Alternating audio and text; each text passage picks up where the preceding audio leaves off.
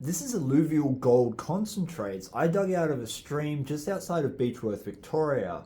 But back in 1855, there was a war being fought over this exact soil. So while I clean the gold out of this, we're going to talk about the punches and the monkeys. In the multiple gold rushes from the 1850s up to the early 1900s, Beechworth produced over 3 million ounces of gold. Most of the gold was recovered from aphorous streams surrounding the town. One creek in particular, Reedy Creek, was amongst the richest gold-bearing creeks in the southern hemisphere. And by 1855, most of the easy-to-reach soils had been worked for their gold, leaving claim owners scrambling for ground. Now back then, just like today, there were two different kinds of workers. Those who choose to go out independently, working with one or two friends or even on their own, and others who set up companies employing hundreds if not thousands of workers to do the laborious work of extracting the gold out for them. And therein lies the inherent problem with the system that was set up back then in 1855. And that was that the more money you had, the more ground you could claim, and you could buy the better ground with the better gold. Given that we were just 4 years after the Eureka Stockade, there were still high tensions on the gold fields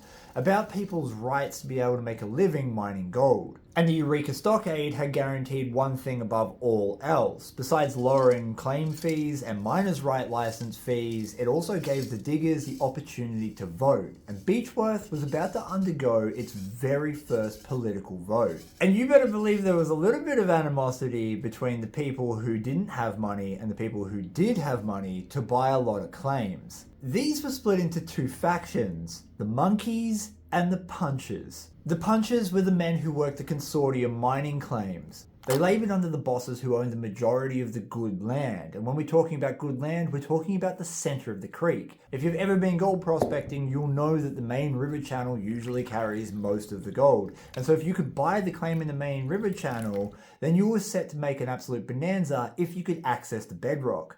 The problem was, if you didn't have enough money, you wouldn't be able to afford the pumps, or the dynamite, or the man hours to deviate the water away from your main river channel so that you could work it. Enter the monkeys. The monkeys were relegated to the sites, the banks and the high bench deposits surrounding the main river channels. These were generally poorer in gold, and not having access to clean, fresh running water meant that they had to transport their soils further to process. Some of the monkeys were able to make a decent living doing this, but the biggest problem was the ground lockup. They were unable to afford enough claims to make their poorer soil pay out. The Beechworth police have been reported to have broken up multiple brawls between the monkeys and the punchers when they met in town. And the punchers liked to show their wealth. Working for a mining consortium came with a bigger paycheck. Not only would they ride around in their finest clothes, their horses were kept impeccable, going so far as to lavishly braid their horses' manes and tails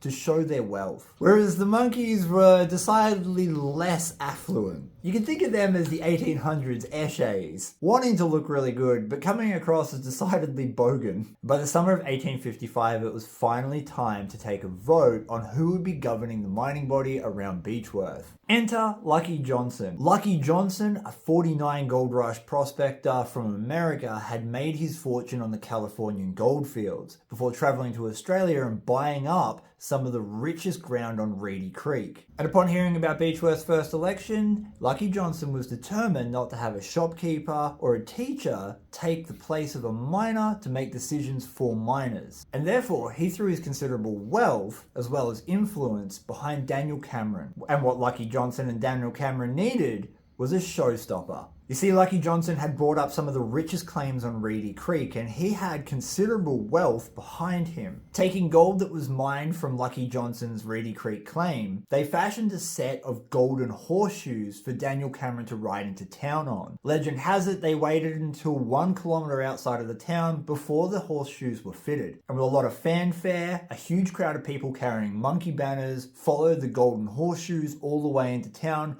where it was promptly de-shoed, and reported that the horseshoes weighed an ounce less after the ride. Them's some expensive shoes. I mean, I've heard of red bottoms and stuff, but literally solid gold shoes, that's pretty cool. In fact, Beechworth's town symbol is a pair of golden horseshoes, and there is a statue to this sitting just outside of town. These shoes revved everyone up so much that it's reported the police gave up on trying to control everyone, and just basically let them have at it. And eventually, they made it to the Star Hotel where the vote was taken. The Eureka Stockade had given the miners the opportunity to finally vote, to have a voice in their future. And what the miners chose was a future for the individual as opposed to the company. Daniel Cameron was voted in overwhelmingly. With Daniel Cameron now in power, they would have the ability to pass laws that would keep the small miners from being swallowed up by larger consortiums. A far cry from today, where a single gold claim in Victoria can cost upwards of $100,000 in just permitting. Maybe we need a new set of golden horseshoes, or another Eureka Stockade, I don't know which. Either sounds good.